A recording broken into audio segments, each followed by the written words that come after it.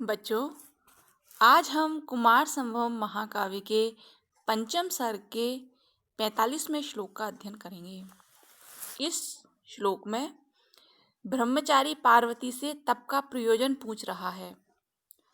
तप का प्रयोजन पूछते हुए वह कहता है कि दिवं यदि प्रार्थयसे वृथा श्रमः पितु प्रदेशास्तव देव भूमौ अथोपयन्तारमलं समाधिना न रत्नम् अन्विष्यति मृग्यते हि तत्। दिवम दिवम कहते हैं स्वर्ग को। यदि अर्थात यदि स्वर्ग को प्रार्थ्यसे अर्थात चाहती हो, वृथा श्रम है तो तुम्हारा श्रम करना बेकार है। क्यों?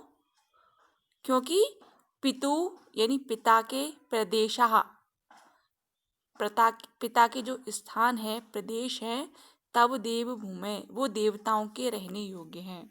अर्थात यहाँ पे ब्रह्मचारी पार्वती से पूछता है कि तुम क्यों तपस्या कर रही हो? क्या तुमको स्वर्ग की प्राप्ति करनी है? तुमको स्वर्ग जाना है तो तुम व्यर्थ ही परेशान हो रही हो, व्यर्थ ही श्रम कर रही हो, क्योंकि जो तुम्हारे पिता हैं उनकी जो भूमि है वो स्वर्ग के समान है।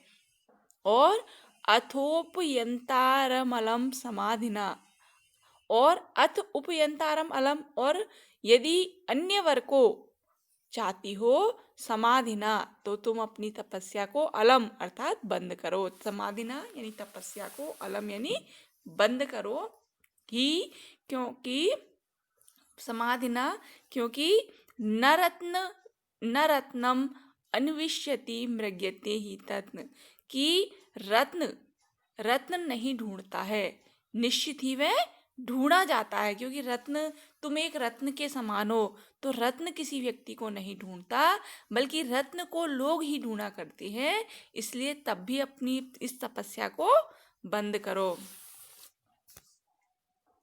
अन्वय देखिए, अन्वय से अर्थ देखिए। दिवम प्रार्थ्यसे यदि, कि यदि तुम स्वर्ग को प्रार्थना कर रही हो, स्वर्ग को चाहती हो, तो श्रम है, श्रम करना व्यथा यानी व्यर्थ है। तब तुम्हारे पिता के स्थान, तुम्हारे जो पिता के स्थान है वो देव भूमि, देवताओं के रहने योग्य स्थान है। अथ यदि उपयंतारम यानी वर को प्रार्थ्यसे चाहती हो, समाधिना अलम तो तपस्या को बंद करो, क्योंकि रत्नम न अन्विष्यति, रत्न नहीं ढूंढता है, ही निश्चित ही, तत् मृग्यते वह ढूंढा जाता है। तो यहाँ पर ब्रह्मचारी समझा रहा है पार्वती को कि यदि तुम स्वर्ग प्राप्त करने के लिए इतनी उग्र तपस्या कर रही हो तो तुम्हारा जो तप करना है वो बेकार है। तप का करने का जो परिश्रम है वो बेकार है, क्योंकि स्वर्ग तो तुम्हारे पिता हिमालय पर स्थित ही है। और यदि श्रेष्ठ पति के लिए तपस्या कर रही हो तो भी बेकार है, क्योंकि हीरा आदि रत्न है वो ग्राहकों को नहीं खोजते, अपितु सभी लोग रत्न को ढूंढते फिरते हैं।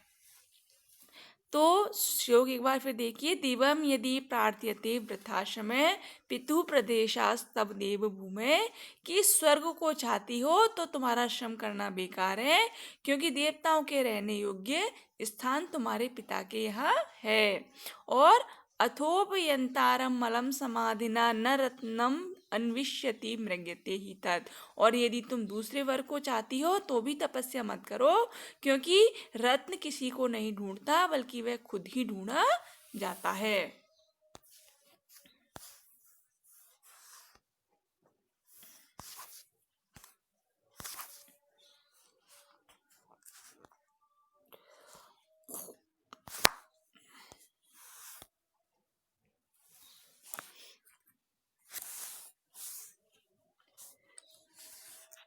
संस्कृत व्याख्या देखिए।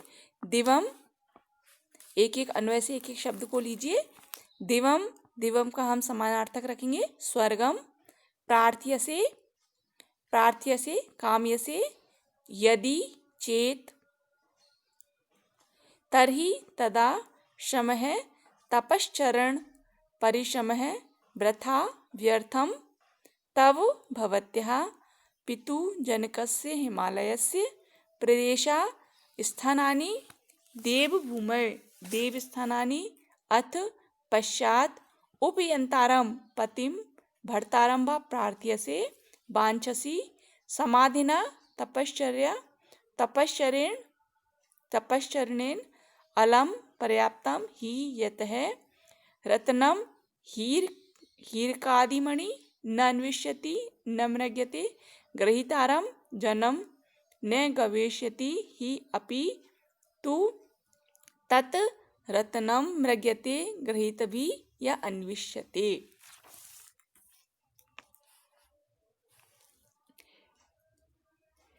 इस श्लोक में ब्रह्मचारी पार्वती से कहता है कि यदि तुम स्वर्ग प्राप्ति की दृष्टि से इस कठोर तप को कर रही हो तब तो तुम्हारी तपस्या पूर्णतः निरर्थक है, क्योंकि स्वर्ग के स्थल तो तुम्हारे पिता की भूमि ही है। और यदि किसी योग्य पति की प्राप्ति के उद्देश्य से तप को कर रही हो तो तुम्हारी तपस्या व्यर्थ है, क्योंकि रत्न अपने ग्राहक की खोज स्वयं नहीं किया करता, अपितु ग्राहक ही उस रत्न की खोज में रहा करता है। और तुम रत्न के सदृश सर्वगुण संपन्न हो, अतः तुम्हारे योग्य पति स्वयं ही उपस्थित होकर तुम्हारा वरण कर लेगा।